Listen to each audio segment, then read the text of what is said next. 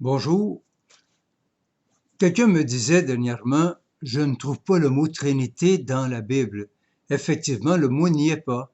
C'est un mot qui a été inventé par le théologien Tertullien qui est décédé en 220. Même si le mot ne se retrouve pas dans la Bible, la réalité n'en est pas moins présente. C'est par Jésus, en fait, que nous connaissons ce mystère de la Trinité. Si nous regardons dans l'Évangile, c'est Jésus qui nous révèle que Dieu est Père. Nul ne connaît le Père, sinon le Fils, et celui à qui le Fils veut bien le révéler. On ne connaîtrait pas Dieu Abba, Père, si ce n'était de Jésus-Christ. Et ainsi aussi de l'Esprit Saint. Jésus nous dit, je ne vous laisse pas orphelins, je vous enverrai l'Esprit Saint, et il sera avec vous pour toujours. Alors voilà, c'est donc dans le Christ Jésus que nous avons accès à ce mystère de la Trinité. Et sans lui, on ne connaîtrait pas ce cœur de Dieu, ce mystère de Dieu qui est amour, qui est Trinité. Maintenant, déjà dans l'Ancien Testament, nous avons déjà comme des racines, si on peut dire, de ce mystère. Il y a un lien entre l'Ancien et le Nouveau Testament. On pourrait dire que le Nouveau Testament est un peu comme caché dans la terre de l'Ancien Testament. Je donne pour ça un exemple. Joly, qui est un grand rabbin, le grand rabbin de Rome, et qui, en 1945, s'est converti au catholicisme. Il avait visité un ami catholique et il avait vu chez cet ami une croix. Et ceci l'avait interrogé. Et en lisant le livre d'Isaïe, le serviteur souverain, il avait fait ce lien entre Jésus crucifié et le serviteur souffrant. Et il a vu dans le christianisme, il a vu dans le Christ Jésus l'accomplissement de ce qui était présent dans l'Ancien Testament. Et on retrouve ça chez Aaron Lustiger, Jean-Marie Lustiger, comme on retrouve ça chez Edith Stein, chez beaucoup de Juifs qui se sont convertis. Ils ont vu non pas un reniement de leur foi juive, mais de voir dans la foi en Jésus-Christ un accomplissement de ce qu'ils portaient déjà dans leur foi juive. Ainsi, ce mystère de la Trinité est déjà, pour ainsi dire, présent dans l'Ancien Testament d'une façon implicite, d'une façon des fois très, très discrète. Je donne quelques exemples. On pourrait en avoir plusieurs. Au livre de la Genèse, il est dit déjà au tout début, l'Esprit de Dieu planait sur les eaux. Ou encore au livre d'Ézéchiel, je mettrai mon esprit en vous, dit le Seigneur. C'est bien entendu que l'esprit ici, pour Ézéchiel, pour l'auteur du livre de la Genèse, il ne s'agit pas de l'Esprit Saint, la troisième personne de la Trinité. Mais ce langage, cette façon de parler dans l'Ancien Testament prépare déjà la révélation de l'Esprit Saint. De même aussi pour Jésus.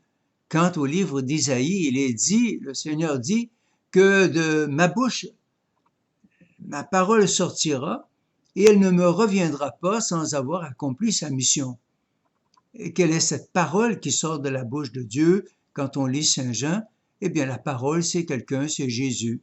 Jésus est la parole, il est le Verbe qui est sorti de la bouche du Père sous le souffle de l'Esprit.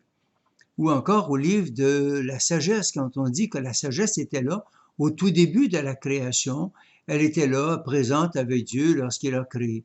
Cette sagesse, on discernera dans cette sagesse, en fin de compte, le Christ Jésus lui-même, la sagesse incarnée.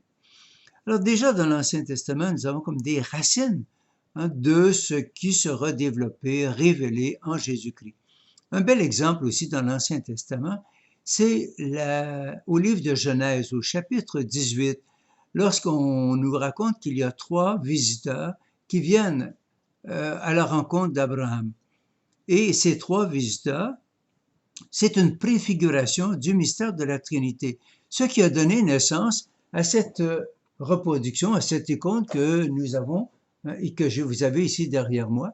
Alors, cette icône qui est de André Roublev s'intitule l'icône de l'hospitalité, rappelant justement Abraham qui va accueillir les 3 visiteurs. mais on l'appelle aussi l'icône de la Trinité. Pourquoi? Parce qu'à travers ce récit du livre de la Genèse, on y voit une préfiguration du mystère de la Trinité. Alors, ceci pour dire que déjà dans l'Ancien Testament, le mystère de la Trinité est comme déjà présent, mais pleinement révélé dans le Christ Jésus. Voilà. Et c'est grâce à Jésus que nous avons accès, que nous connaissons que Dieu est Trinité, que Dieu est communion, que Dieu est relation, que Dieu est amour. Et quand on regarde dans la vie chrétienne, tout est imprégné du mystère de la Trinité. Quand nous célébrons l'Eucharistie, nous offrons au Père, nous le prions le Père pour qu'il envoie l'Esprit Saint sur le pain et le vin pour qu'ils deviennent le corps et le sang du Seigneur Jésus. Nous pardonnons les péchés au nom du Père et du Fils et du Saint-Esprit. Toute la vie chrétienne est imprégnée de la vie trinitaire.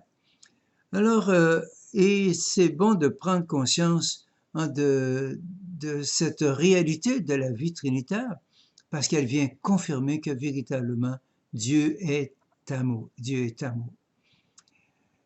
Quand je donne les retraites, j'insiste sur 3 aspects. D'abord, la beauté de notre foi. Et j'ose espérer à travers ces quelques vidéos que vous avez pu goûter la beauté de la foi chrétienne, de la foi catholique. Dieu est Abba, Dieu est Papa, Dieu est relation, Dieu est communion, Dieu est amour. C'est beau de savoir qu'il en est ainsi de notre foi, de notre Dieu. La beauté, la logique aussi. Comment tout se tient dans la foi? Si nous affirmons que Dieu est amour, il ne peut pas être solitaire. Vous voyez la logique? Il ne peut pas être solitaire, il ne peut être que communion, parce que quand on aime, nous sommes en relation, nous sommes en communion. Il y a un lien logique entre l'affirmation entre un Dieu amour et un Dieu trinitaire. Et toutes les implications que cela a. Si nous croyons en un Dieu qui est un et trine, eh bien, ça a des implications dans notre vie concrète. Nous avons à œuvrer à l'unité de notre propre personne, à œuvrer aussi à l'unité entre nous, les humains, dans la variété des langues et des cultures. Comme dit Jésus, que tous soient un Père, comme toi et moi nous sommes un. Voilà, croire en la Trinité, c'est œuvrer dans la diversité qui est la nôtre, de œuvrer à l'unité entre nous.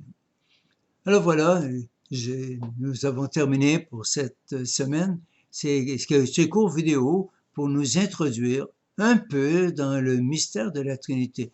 Je dirais c'est un peu comme une mer infinie et on n'aura jamais fini de l'approfondir. Mais déjà, on peut se baigner dans la mer, si on peut dire, on peut se baigner dans ce mystère de la Trinité sans l'épuiser. Je vous invite aujourd'hui à prendre un moment. Dieu est Trinité, Dieu est amour. Dieu nous aime chacun, chacune, personnellement. Comme il est dit dans l'Écriture au livre d'Isaïe, ton nom est écrit dans la paume de ma main. Tu as du prix à mes yeux. Prenez un moment aujourd'hui de réaliser que ce Dieu qui est amour, Père, Fils et Esprit, il t'aime, toi, personnellement. Tu as du prix à ses yeux. Le Père te regarde et dit, tu es ma fille, tu es mon fils. Jésus te regarde, il te dit, tu es mon frère. Oui, tu es pécheur, mais je t'aime. Et l'Esprit qui te dit, je t'aime assez, que je viens demeurer chez toi. Alors puisse ce mystère de la Trinité être approfondi de plus en plus par chacune d'entre nous, tout au long de notre vie, et d'être un homme et une femme de la Trinité. C'est ce que je nous souhaite. Au revoir.